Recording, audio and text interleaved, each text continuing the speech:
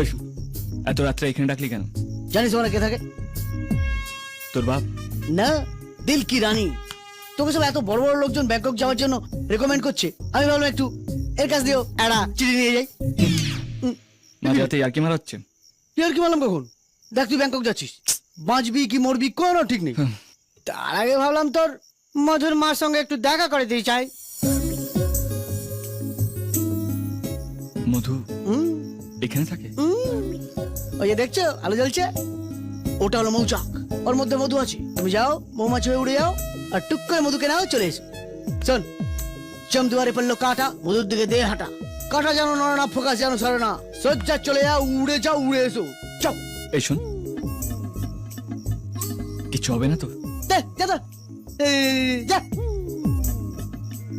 মৌমাছি করে কেন গুনগুন, কেউ জানে না, কেউ জানে না, আমি জানি।